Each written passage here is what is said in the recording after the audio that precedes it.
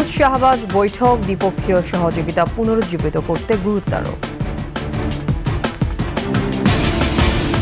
Video দেখে চিহ্নিত হচ্ছে ছাত্র জনতার আন্দোলনে গুলি চালানো অস্ত্রধারীরা, কয়েকজন গ্রেফতার। এস আলম সহ ৬ কোম্পানির হাতে ভোজ্য তেল ও চিনির বাজার সিন্ডিকেট করে মুনাফা লুট।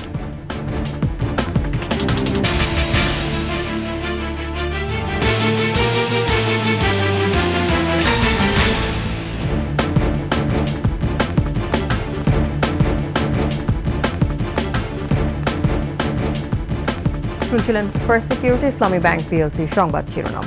আমন্ত্রণ সকালের ২১ সংবাদে আপনাদের সাথে থাকছে আমি তাসনিমা আফিফা।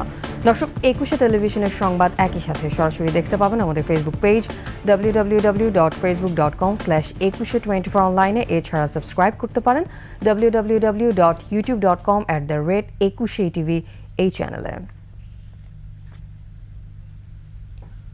পাকিস্তানের প্রধানমন্ত্রী শাহবাজ শরীফের সাথে দ্বিপক্ষীয় বৈঠক করেছেন অন্তর্বর্তী সরকারের প্রধান উপদেষ্টা ডক্টর মোহাম্মদ ইউনূস। বুধবার জাতিসংঘের অধিবেশনের ফাঁকে এই বৈঠকে দ্বিপাক্ষিক সহযোগিতা পুনরুজ্জীবিত করার প্রয়োজনীয়তার ওপর গুরুত্বারোপ করেন দুই নেতা। পাশাপাশি জাতিসংঘের মানবাধিকার বিষয়ক হাই কমিশনার ফুলগার তুর্কের সাথেও সাক্ষাৎ হয়েছে প্রধান উপদেষ্টার। রিপোর্ট আশরাফ শুভর। যুক্তরাষ্ট্রের নিউ ইয়র্কে চলছে জাতিসংঘের ৭৯তম সাধারণ পরিষদের অধিবেশন, যেখানে অংশ নিতে গিয়ে বেশ ব্যস্ত সময় পার করছেন অন্তর্বর্তী সরকারের প্রধান উপদেষ্টা ডক্টর মোহাম্মদ ইউনূস। বুধবার সফরের দ্বিতীয় দিন জাতিসংঘ সদর দপ্তরে পাকিস্তানের প্রধানমন্ত্রী শাহবাজ শরীফের সাথে বৈঠকে বসেন প্রধান উপদেষ্টা। আলোচনায় বিভিন্ন পর্যায়ে দ্বিপাক্ষিক সহযোগিতা পুনরুজ্জীবিত করার উপর জোর দেন দুই নেতা। এছাড়া দক্ষিণ এশিয়ার আঞ্চলিক সহযোগিতার শীর্ষ প্ল্যাটফর্ম হিসেবে সার্ককে চাঙ্গা করার আহ্বান জানান ডক্টর ইউনূস। বৈঠকে বাংলাদেশের টেক্সটাইল ও চামড়া খাতে বিনিয়োগের আগ্রহ প্রকাশ করেন পাকিস্তানের প্রধানমন্ত্রী। পাশাপাশি দুই দেশের পররাষ্ট্র সচিব পর্যায়ের আলোচনার জন্য যৌথ কমিশন পুনরায় সক্রিয় করার কথা বলেন দুই নেতা।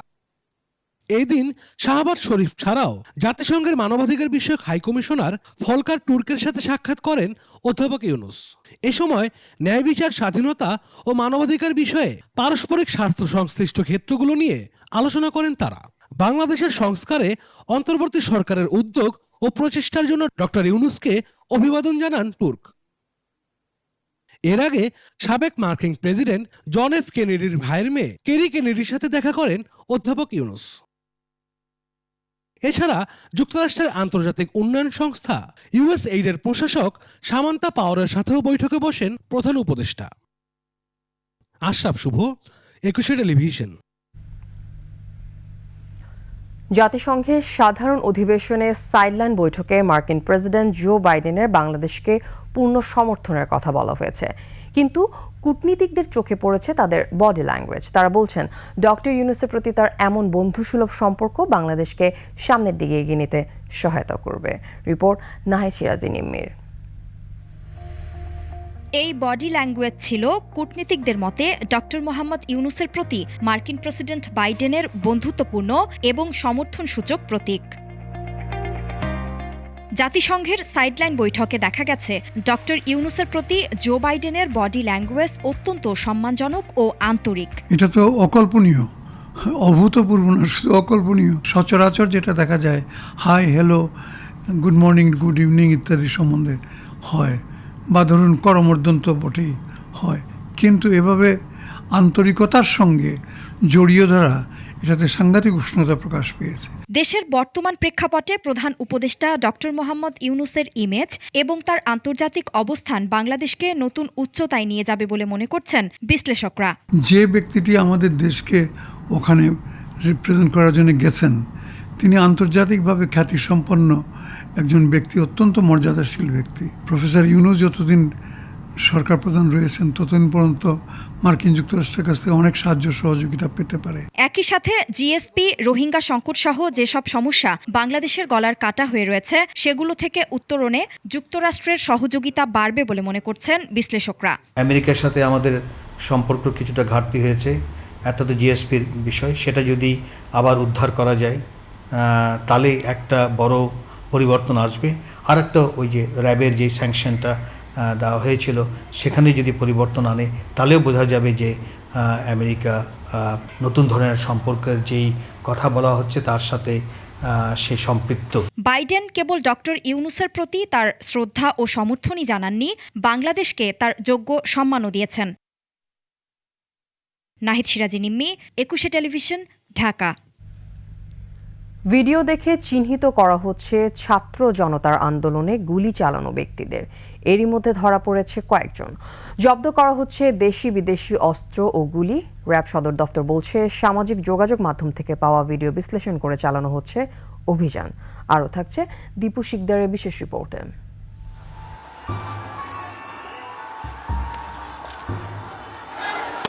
রাজশাহীর বোয়ালিয়া এলাকায় 5 আগস্ট সরকার পতনের শেষ মুহূর্তে আন্দোলন দমাতে 2টি পিস্তল নিয়ে ছাত্র জনতার উপর নির্বিচারে গুলি করেছিলেন এক ব্যক্তি। ভিডিও দেখে নিশ্চিত হওয়া যায় তার পরিচয়। জহিরুল ইসলাম রুবেল নামের ওই ব্যক্তিকে কুমিল্লা থেকে গ্রেফতার করে র্যাব।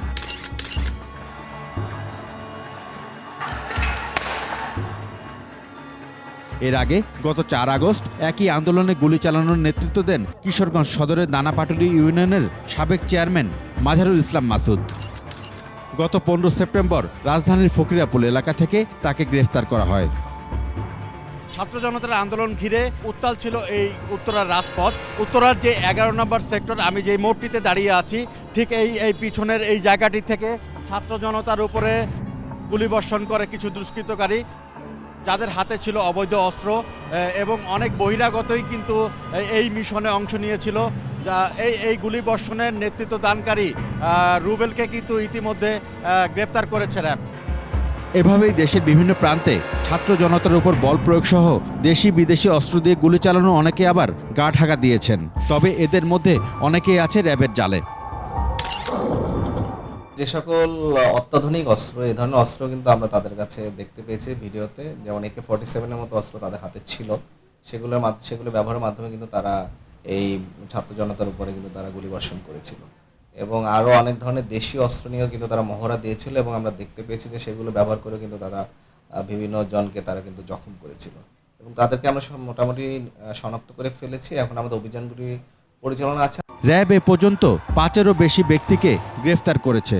তারা হলেন রাজশাহীর বোয়ালিয়ার গুলির ঘটনায় জহিরুল ইসলাম রুবেল, কিশোরগঞ্জ সদরের একই ঘটনায় সাবেক ইউনিয়ন চেয়ারম্যান মাঝারুল ইসলাম মাসুদ, উত্তরা 3 নম্বর সেক্টরে দেলোয়ার হোসাইন রুবেল, চট্টগ্রাম কোতোয়ালিতে গুলির ঘটনায় সোলাইমান বাদশাহ, শাহবাগ ও আশপাশের এলাকায় গুলি চালানো সৈয়দ মোশাররফ হোসেন। সামাজিক যোগাযোগ মাধ্যমে ভাইরাল ভিডিও থেকে অভিযুক্তদের শনাক্ত করা হয়েছে। মূলত এটি আমাদেরকে সোশ্যাল মিডিয়াতে যে ছবিগুলি এবং যে ভিডিওগুলি পাচ্ছি সেগুলোকে আমরা সোর্স হিসেবে ব্যবহার করছি। পরবর্তীতে যাচাই বাছাইয়ের মাধ্যমে আমরা তাদেরকে গ্রেফতার করছি এবং এই প্রক্রিয়ায় কিন্তু আমরা অনেকেই শনাক্ত করেছি এবং আশা করছি যে অচিরেই আমরা আরও অনেকেই গ্রেফতার করতে সক্ষম হব। বৈধ অবৈধ অস্ত্র উদ্ধারেও কাজ চলছে বলে জানান র্যাবের এই কর্মকর্তা। যে সকল আগ্নেয়াস্ত্র মূলত এখানে ব্যবহার হয়েছিল সেগুলো উদ্ধারের অভিযান পরিচালনা করছে। Dipu Sikdar, 21 television, Dhaka. S Alam group সহ 6 কোম্পানির খেয়াল খুশির ওপর নির্ভর করছে ভোজ্য তেল ও চিনির বাজার। সিন্ডিকেট করে অতি মুনাফা লুটছে তারা। ভোক্তারা চান সিন্ডিকেট মুক্ত বাজার ব্যবস্থা। প্রতিযোগিতামূলক বাজার তৈরি করার কথা বলছেন বিশ্লেষকরা, যদিও ট্যারিফ কমিশন বলছে আন্তর্জাতিক বাজারের সাথে সঙ্গতিপূর্ণই আছে এ দুই পণ্যের দাম। রিপোর্ট মেহেদী হাসানের।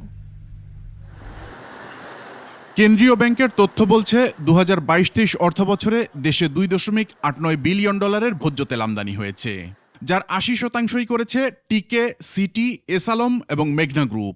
এ সময় চিনি আমদানি হয়েছে $1.02 বিলিয়ন। এর মধ্যে মেঘনা গ্রুপ একাই 41% এবং সিটি গ্রুপ 29% আমদানি করেছে। বাকিটা আমদানি করে এস আলম সহ আরও 3 গ্রুপ। এই সিন্ডিকেটের হাত থেকে মুক্তি চান সাধারণ মানুষ। সেনাবাহিনী যদি দায়িত্বটা নিয়ে যদি দুই একটা উত্তম মাধ্যম দিত তাহলে আবার মনে বাজারটা নিয়ন্ত্রণ থাকতো। যদি ইচ্ছা করে সেনাবাহিনী সিন্ডিকেট ভাঙতে পারে। যখন মিডিয়া কর্পোরেট হাউসের মধ্যে যায় তখন সিন্ডিকেট তৈরি হয়। এই সিন্ডিকেট ভাঙতে হলে আগে মিডিয়াকে কর্পোরেট হাউস থেকে বের করতে হবে।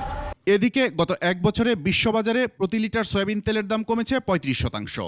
বিক্রি হচ্ছে $0.9 তথা 105 টাকায়। কিন্তু দেশের বাজারে খুচরা পর্যায়ে সয়াবিন তেলের দাম কমেছে মাত্র 4.57%।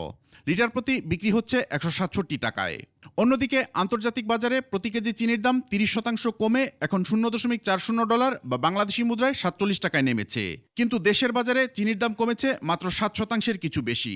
প্রতি কেজি বিক্রি হচ্ছে অন্তত 130 টাকায়। তবে বিশ্লেষকদের মতে ক্রুড ও রিফাইন পণ্যের শুল্কের পার্থক্যের কারণেই সিন্ডিকেশনটা গড়ে উঠেছে। এ বাজারকে প্রতিযোগিতামূলক করতে হবে। ট্যারিফ ব্যারিয়ার দিয়ে এদেরকে প্রোটেকশন দেওয়া হচ্ছে। আমরা বারবার করে বলছি যে এই ধরনের পণ্যে, বিশেষ করে যেগুলো নিত্য পণ্য হিসাবে ঘোষিত, এগুলোকে অন্তত ট্যারিফ ব্যারিয়ারের আওতা বাইরে নিয়ে যাওয়া। এটা এমন একটা সিন্ডিকেট তৈরি হয়েছে, এত শক্তিশালী, এটা ভাঙার জন্য এক ধরনের সংগ্রাম লাগবে। টিসিবিও তো ভালো কাজ করতে পারেনি। টিসিবি তো একটা ছিল যে না, সরকার নিজে বাজারকে নিয়ন্ত্রণ করতে পারবে এই তাদের মাধ্যমে নিয়ে এসে। তবে ট্যারিফ কমিশন বলছে 1 বছরের ব্যবধানে আন্তর্জাতিক বাজারে চিনির মূল্য 15% কমলেও ভোজ্য তেলের মূল্য প্রায় 10% বেড়েছে। সাথে অপরিশোধিত চিনিতে 59% এবং ভোজ্য তেলে 15% শুল্ক দিতে হয়। এডিবল অয়েল এবং চিনির যে ইন্টারন্যাশনাল প্রাইস 1 সপ্তাহে অনেক বৃদ্ধি পেয়েছে এবং 1 মাসে যদি চিন্তা করেন সেটাতে আরও বেশি বৃদ্ধির প্রতিফলন আমরা দেখব। যে কোনো ব্যবসায়ী চাইলেই এ দুপণ্যের ব্যবসার সাথে যুক্ত হতে পারে বলেও জানান এই সরকারি কর্মকর্তা। ক্যাপিটালটা একটা বিরাট ইস্যু, যেটা একটা বড় ক্যাপিটালের বিজনেস। মেহেদী হাসান, 21 টেলিভিশন, ঢাকা। সংবাদে নিচ্ছি বিরতির পর্যা থাকবে। কষ্টার্জিত জয়ে লা লিগায় শীর্ষস্থান মজবুত করল বার্সা, 1-0 গোলে গেতাফের পরাজয়।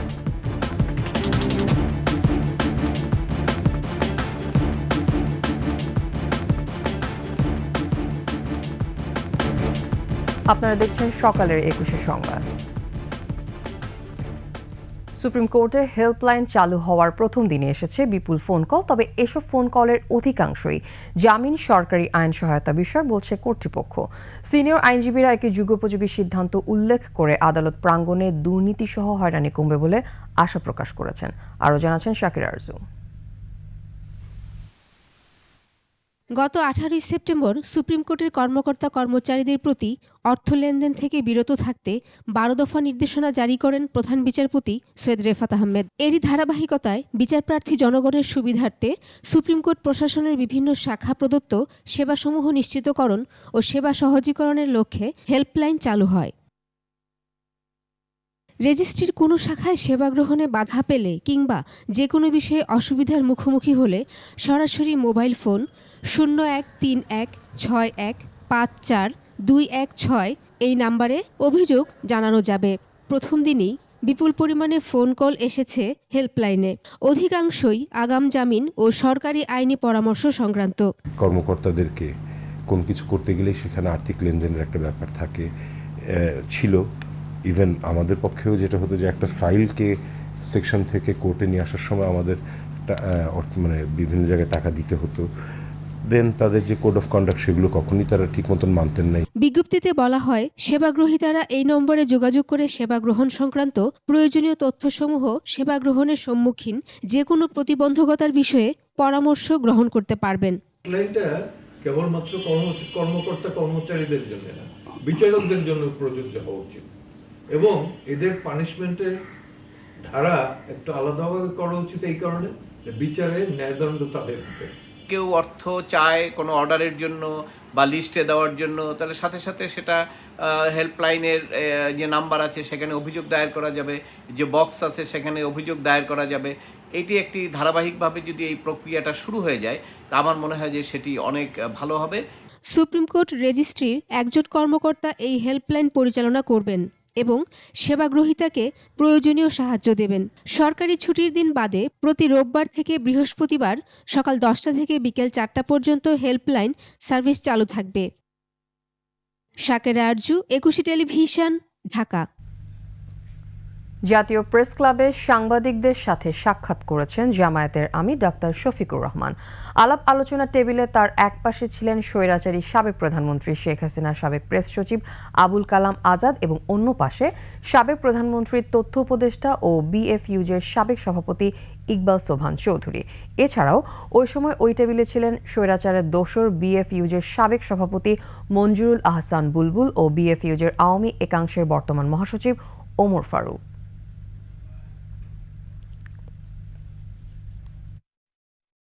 শেষ করছি সকালের 21 সংবাদ। যাবার আগে ফার্স্ট সিকিউরিটি ইসলামী ব্যাংক পিএলসির সংবাদ শিরোনামগুলো আরও একবার।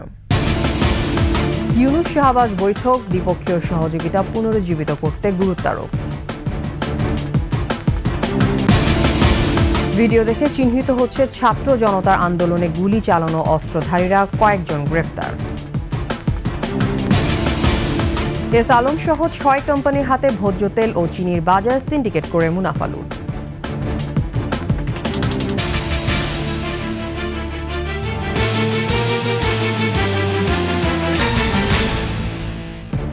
সর্বশেষ খবর জানতে ডায়াল করুন 2021 নম্বরে আর ভিজিট করুন 21-tv.com এই ওয়েবসাইটে।